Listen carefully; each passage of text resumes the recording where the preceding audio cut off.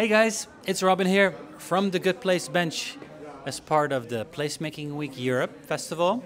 And I'm joined here by Laura, all the way from Berlin, she told me. And the bench is all about meeting like-minded people because we all want to create better cities together. So this is an opportunity to share ideas, inspiration, and to have conversations about how we can create a good place. So I know nothing about you, so I'm super curious. Tell us a bit more about you and what you do and what brought you here. Well, thank you. I've been walking past this bench all day and also the last day. So I found it really curious to have a podcast during the conference. I love that concept. So my name is Laura Kromminga. I'm from Berlin and I work in the intersection between social entrepreneurship and public administration. So trying to create government of the future where social enterprises as kind of the idea bringers and people who prove a concept for a new social innovation come in really as partners for how we want to build a better society for everyone. And how I do that on a very practical level is I am a freelance consultant. So I work with both social enterprises and public organizations to improve their management systems and to bring impact into that management system, into that participation process, into the decision-making process of large organizations. Wow. And that is purely in Berlin, or?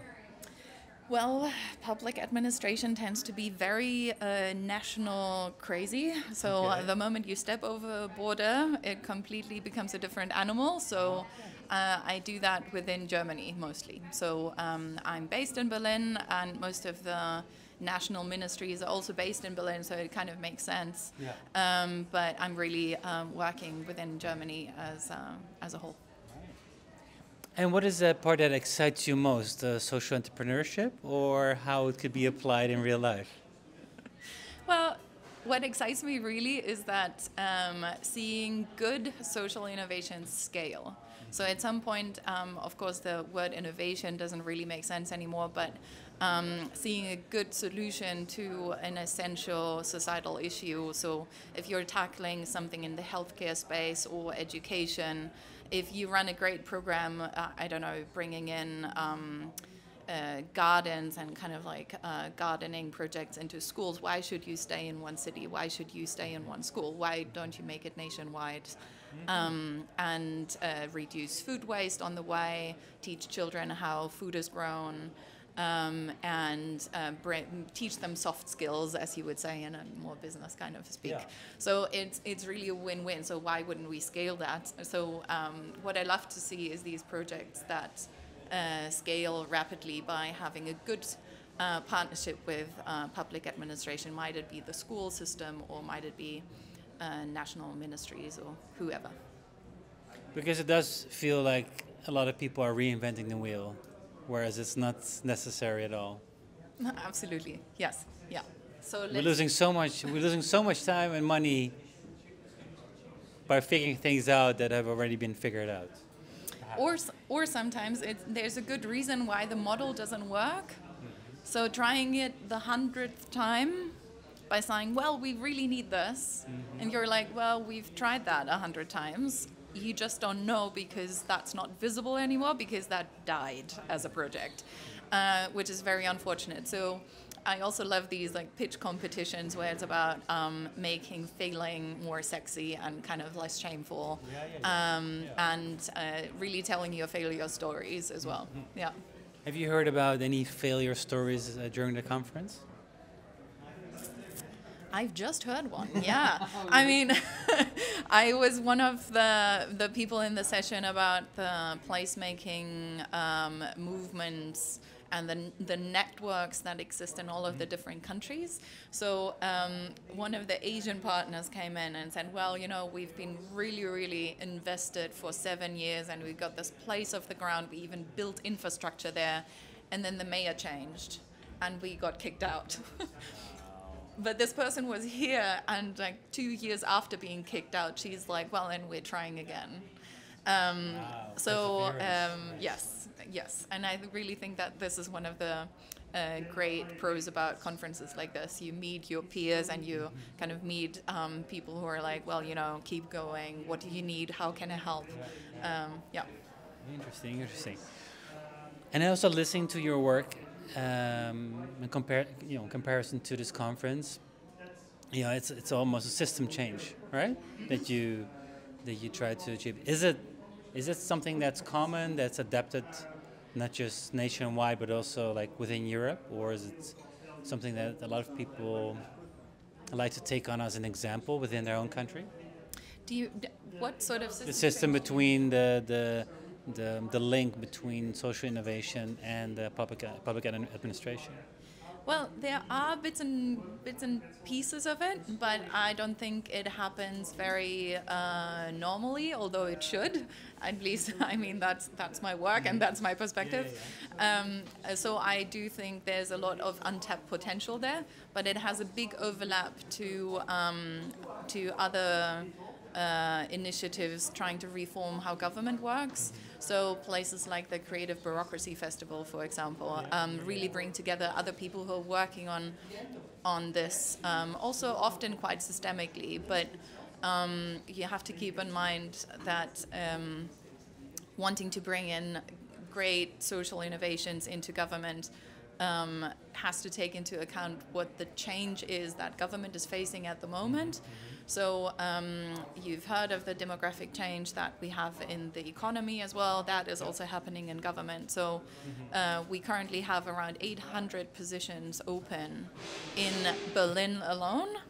So, that creates a real problem with resources. So if you're trying to make a government official buy into your social innovation, then they're like, well, we have our hands tied because we have so many things that we are already operating. We are really at top capacity over here.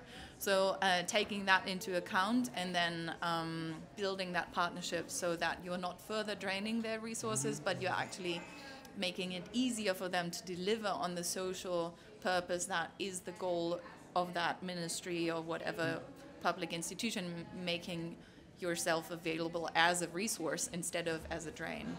Right. That's more like a long-term solution again, huh? Yeah. Wow, interesting. Captivating, yeah. As well, it's a completely different conversation than I have had before on this bench. So it's interesting to hear that kind of perspective. How does this conference help you in any way? What are you here to find? Or, how does even the community can help you in your work? It's a good question. I'm here because the bubble that is social entrepreneurship, of course, then becomes a little bit very well known. And so I'm here for new ideas and a little bit of new contacts to new people with other maybe sets of priorities or other failure stories, other success stories. And placemaking really is a perfect example of what impact-oriented public management is, even in built infrastructure. So you can actually point to it. You can show it in a square. You can show it on a photo. Yeah. So what is very theoretical, in my words, becomes very tangible in placemaking. So one of the other sessions that I joined, somebody was asking the question, when they look for funding or they approach a municipality or a public body and they're like, well, you are the placemaker, but we already have the architect, we already have the landscape architect in. One is building a building, the other one is building a park. So you are the placemaker. What makes you different? And I was like, well, the impact orientation makes you different. You really have the societal need at heart, and you have tools and methods to make that participation of the people who are you're trying to benefit inclusive into your project. So that is the difference. Yeah. So it's a fantastic example. Wow. So you're taking it up for the placemaker. Yeah. your team placemaking. Absolutely. Absolutely. Yes. Guys, you need support? Get in touch with Laura. She's team placemaking. We're on this bench because it's, of course, part of the conversation about Good Place. I'm curious to hear what to you is a good place. It's a very good question, and I was thinking about this before, and I was speaking to your colleague about it as well. Because there's a park outside my house where we do have public benches, and it happens very often that a huge crowd of people comes to see the sunset. So you have these little pockets of friends, like 3, 4, 5 people, sometimes less, sometimes more. You find individuals sitting down on a bench, and there's, I think, 3 benches that sit on a slope, so you also at the sunset spot. And people usually turn to each other and talk to each other on those benches. So it's not something that was invented to create conversation, but people naturally do it. And I have had the most amazing conversations and the most awkward. So I think what you have to be open to when you sit down over there is to be approached by somebody. I mean, I had somebody tell me that he owned the building that was behind us. Mm-hmm. And I looked at him and was like, I doubt that, you know? And why should you be lying to me? I mean, like, he kept on telling me crazy stories. That wasn't the only one. But so I think you have to be ready for that craziness sometimes, maybe that's also Berlin, I don't know. But a good place is a place where you can meet, but also meet between friends and already established kind of social connections, as well as being able and open for that new connection that might turn out crazy, might turn into a new friendship, you never know. From crazy to a new friendship. It's a risky business. It absolutely is. Maybe it's a new crazy friendship. Or crazy friendship. So a good place to use to having crazy friendships. Well, no. No. I wouldn't go that far, no. Okay. So why is Berlin a good place? It's the place where I was born. It's the place where my family lives. So that's a very easy one for me to answer. And I think any city, not only Berlin, struggles with this concept of community. And which I've heard a lot. And the question really becomes, what is community? And how interwoven are you with your neighborhood and your community? So who is your community, and how stable is that connection? Because one of the other elements in one of the other sessions here was safety. And not only physical safety, but psychological safety. Yeah. And stability in your social connections is what brings mental and kind of like this felt sense of safety. So it was raised because, sadly enough, in East Germany right now we have a lot of rise in right-wing voting.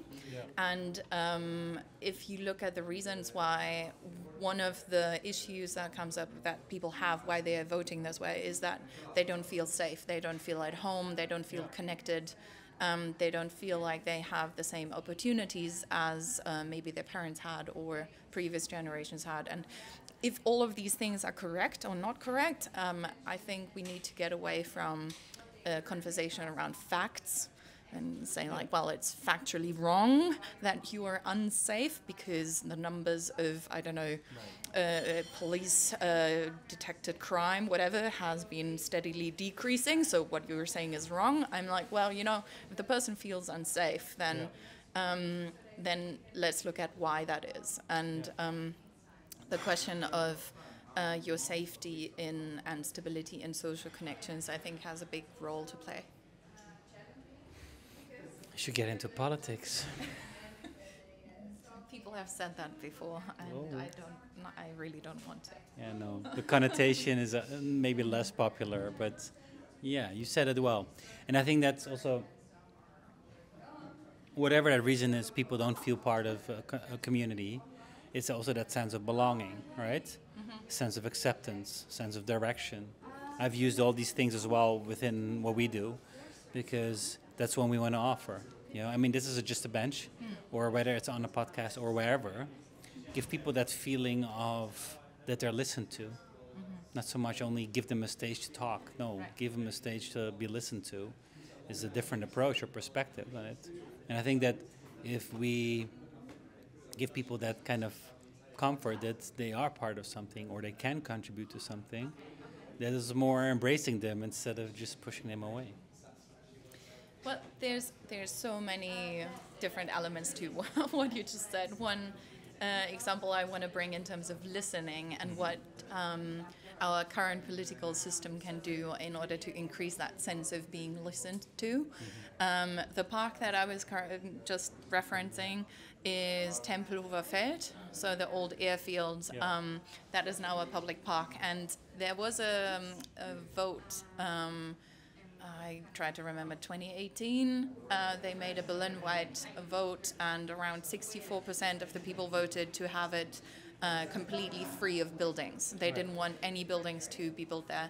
And now our current government did what we call a citizens' parliament. So they did a big lottery. You could win one of the 150 seats to be part of that temporary parliament.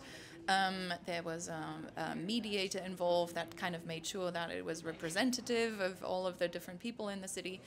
And those 150 people convened about all of the different options that there were about building, not building, building something like XYZ or ABC, depending on different proposals. And what they came up with, what now the government should be listening to, finally, they said again, please don't build any buildings. So a second time, citizens in a different way of decision making, so looking at really the processes of decision making, are saying, please, let's keep it free. And the government is still going forward with a idea competition of what to do instead of keeping it free. So in terms of, they're asking a third time they're now. Like in denial, yeah. They're really in denial mode. And the idea competition is going to cost 3 million euros.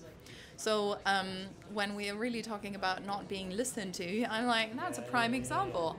That's why I said you have to go into politics. But, well, because finally somebody who listens. Well, let's see. I think you're in a great position, and I love the energy because you're really mission driven and nationwide, not just Berlin. But it's also a question of heart, to be put in there, not just the mind or the brains. So I think that's also something that unites us here on Placemaking Week, because we're all in the same mission or boat. Yeah. I think we all want a good life. We sometimes disagree a little bit about what that looks like. But if you openly listen to what people are trying to tell you, then you will find that nobody really actually wants to nudge anybody off. They just want a good life for themselves and their own community.